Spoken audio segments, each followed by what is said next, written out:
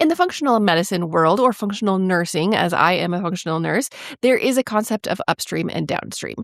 Upstream is what causes the problems or effects, and downstream is obviously the effects. I'm going to explain this in more detail over this episode. And to start out, we're going to go back to 2010 with a huge oil spill. Welcome to the Health with Hashimoto's podcast. This is where you will find clarity and simple, sustainable strategies to feel better. I want to help you figure out your root causes. My name is Esther Yunkin. I am a registered nurse. I know how exhausting it is to live with fatigue, brain fog, and the ups and downs of Hashimoto's. And that is why I'm here. I'm here to cut through the confusion and to give you practical steps that support your body, calm your immune system, so that you can regain your energy and feel like yourself again. All right, so we are going back to April 10th of 2010, and that is when the Deepwater Horizon rig exploded in the Gulf of America. I'm still not used to saying that. And it resulted in almost 5 million barrels of oil spilling into the ocean. That's 210 million gallons. I can't picture that. It's a ton. It is a massive amount of oil. And then so many things happened as a result of that. So the big single upstream event was that oil rig exploding and the oil spill. And then it resulted in so many things. One thing was on purpose, which was the nearly 2 million gallons of chemicals that they put into the ocean to help clean it up. Well, those also caused their own downstream effect. There's a specific chemical. It was like a dispersant agent. I don't know if I'm saying that right. And it also causes health problems, even though it is approved by the EPA. And there's so many different downstream effects, but we're going to talk about just one specific family. So a hardworking shrimper named William and his wife, Nicole, they were living down in the Gulf. They had 2 girls. One of them was 6 and one of them was 9. William, obviously, like I said, a shrimper. And so what are the downstream effects of this oil spill that impacted that family? So if you make your living on the water and you're a shrimper, obviously the very first downstream effect of this oil spill is that you're going to lose your job. There is no work in the water if there is a huge oil spill. He could not go to work as a shrimper. So loss of income was the number one immediate effect. And again, we're talking just about William's family. We're not talking about the environment. We're not talking about the mass mortality of marine life. We're not talking about the massive plankton die-off. We're not talking about all of these things. We're talking about William and his family. So his immediate downstream effect of this oil spill was his loss of income. He did get a job for a while working on cleaning up the oil spill. They hired thousands of people to help clean up. Well, that also caused its own problems. So not only were you working with these chemicals and working with the oil and you're getting it on yourself. Yes, they were supposed to wear protective equipment, but a lot of the fishermen, a lot of the hands-on workers didn't have access to it or didn't wear it. And so he would come home covered in oil every day and possibly the cleaning chemicals. So I'm going to talk about the health consequences next that he suffered and that the family suffered. But of course, there is the caveat that if you look in all of the court records and the lawsuits and everything, BP, which is the company that owned this oil rig and who had the oil, they fought over and over saying in court that you cannot prove causation. You cannot say that this oil spill and everything that happened was directly causing all of these health conditions. Now, you and I know that if you are exposed to this much junk, something's going to happen.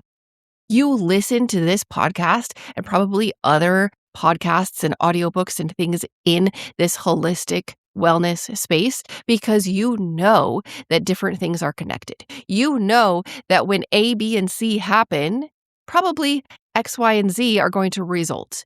Well, BP fought this. I believe they're still fighting it in court. We're, 15 years later, and they're still saying you cannot prove causation.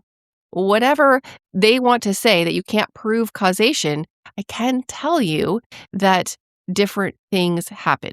As far as William's health goes, his symptoms started out with coughing, and then he had headaches, he had skin rashes, he had vomiting and diarrhea.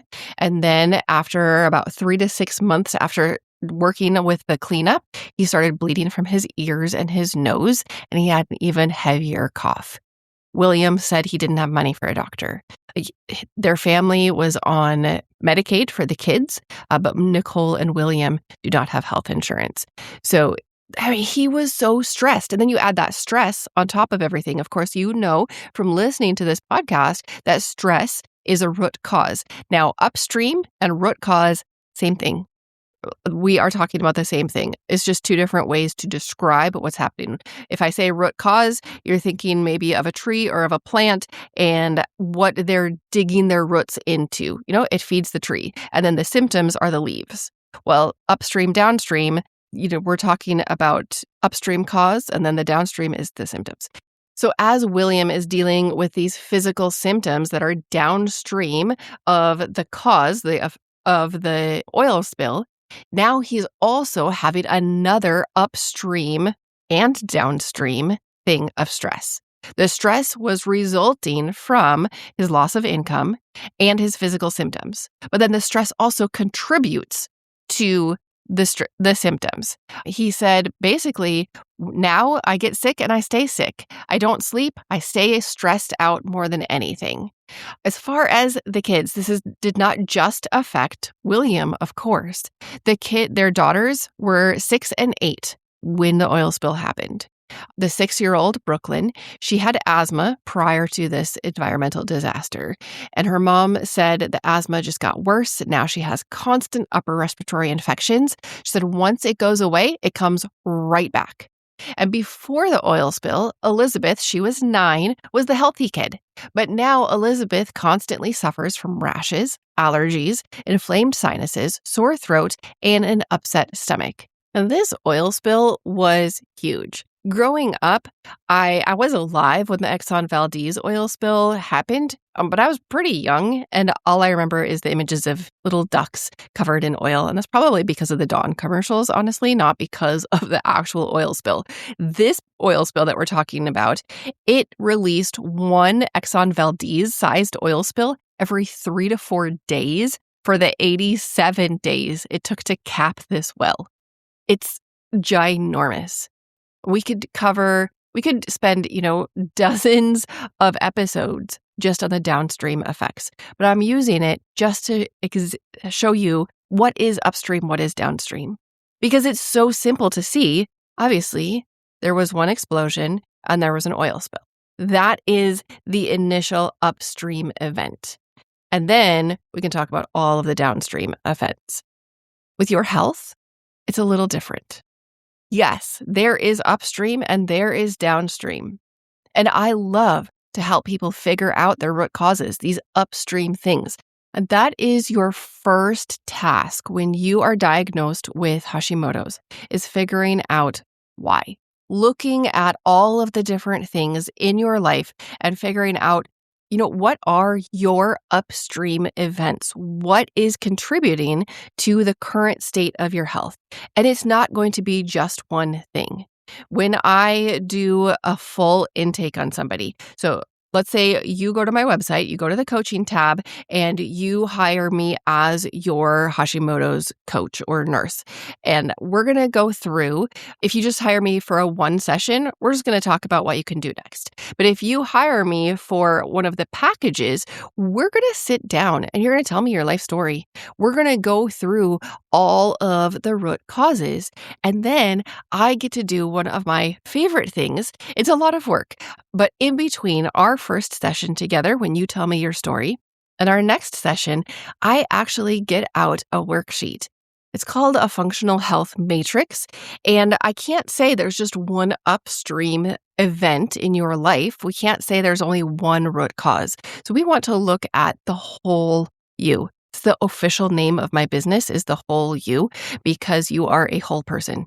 Body, mind, spirit, diet, environment. And after asking you questions and hearing your whole story in that initial session together, then I put all of these things together in a worksheet and I look at what are the structural components of your body that could be contributing. What about the immune and inflammatory balance of the physical aspect of your health history? What about your mind? What are you experiencing for mental clarity and memory? What about your emotions? How is your community? Do you have support? Are you dealing with loneliness? That's part of the environment. But it's also part of your spiritual health and your mental health. It kind of all goes together. We look at the detoxification, your general environment. Like, are you exposed to a lot of chemicals? I'm filling in things from your diet, and we're looking at your gut. We're looking at so many different things. And I put this on this worksheet. And like I said, it's kind of like a soup. When you eat soup, you're not just tasting one herb. You are tasting a blend. And then as that soup simmers, all of the flavors come together. And pretty soon it tastes more like soup than individual flavors, right? And so that is what we're looking at for you, because we want to identify all the different things that come together to form your current health. And then the next thing that you get to do is say, okay, now that I know this, let's look at what I can do simply. What can I do next? And maybe for you, that's going to be a really big thing. Or maybe for you, like, you know what? All I have right now, all I have bandwidth for is something small. When I first got my Hashimoto's diagnosis, the first thing I did was learn what are the root causes. I didn't have anybody to explain it to me. I asked for help. I listened to podcasts. I went through books. I learned so much because I didn't have the Hashimoto's Decoded mini course, which is available for you in the Health with Hashimoto's school community. So head over there, and in the classroom tab, in about an hour, you are going to learn all of this stuff that it took me so long to learn.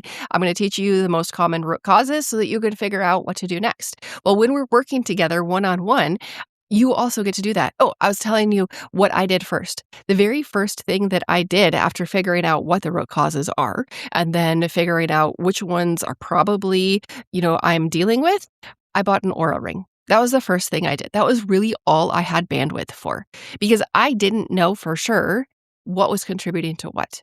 And so I looked at the root causes and I said, well, I probably have stress as an issue. I was working full time. I was going back to school. I had 4 kids. I was homeschooling at least 1 or 2. I don't remember. I think maybe I was homeschooling 3 of them at the time, maybe 4. I was homeschooling. I was also volunteering. I was also doing all of these different things. And so I knew, stress is probably an issue in my root causes. And then also, I knew I was tired all of the time. So I figured sleep was probably an issue too. I didn't know if it was a symptom of the Hashimoto's or if it was a root cause, because when you're not sleeping, you're not healing. And if your body can't heal, it can't restore, it can't do what it's supposed to while you're sleeping, then that causes more problems. So I didn't know if my fatigue was a root cause or symptom or both. So my initial step was to get an Oura ring to help me learn more about my stress and my sleep. That's all I had bandwidth for at that time. And maybe that's all you have bandwidth for, just one simple thing. But it is my job when I'm working one-on-one with somebody to help them figure out what are the most likely root causes. Do you need more testing?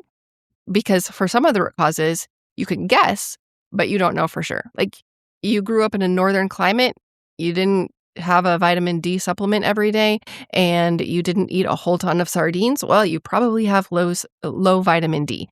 But without testing, I can't tell you what your number is. So that's one where, yes, we can absolutely guess, and we can absolutely say, yep, you're probably low. But for adequate fixing of that one, of that root cause, you're going to need some lab tests and you want to know your actual number so that you can supplement appropriately.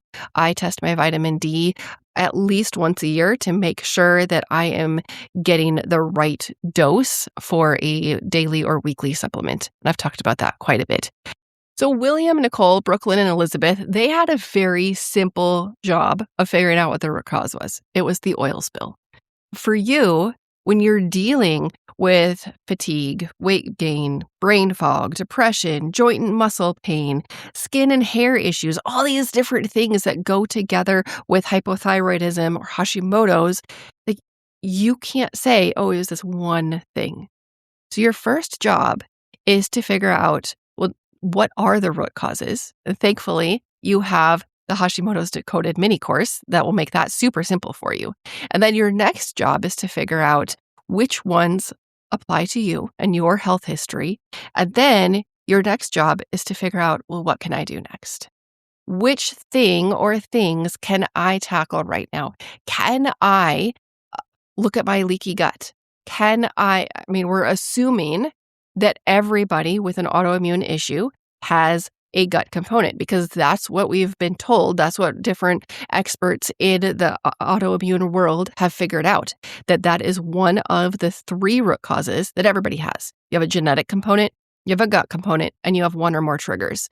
And so we know that there's a gut component. So are you going to work on that right now? And if you're going to work on it, are you going to work on it with something like the Healthy Edge stack that I talked about last week? Or are you going to work on it with, a little supplement of seed, which I've also done and talked about?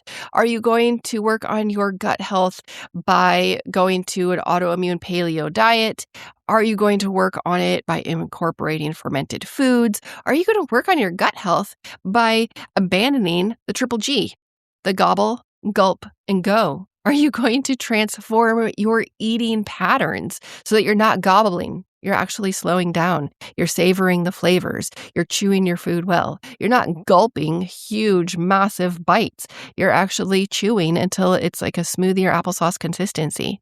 And you're not just getting up and running. You're taking some deep breaths, allowing your body to shift from fight and flight into rest and digest so that you can better absorb your food. There's so many different things you can do just for that gut health component. And we're looking at all of it. And that is one of the things that I love the most when I get to work one-on-one with somebody. When you book that Hashimoto's health session package, and we get to work every other week together, or approximately every other week, whatever fits into your schedule, then we're figuring out, okay, what can you work on right now? And then in 2 weeks, we're figuring out, okay, how did that work for you? What happened? Do we need to adjust? Can we add something else on now? Or are we going to go back to the drawing board and figure something out?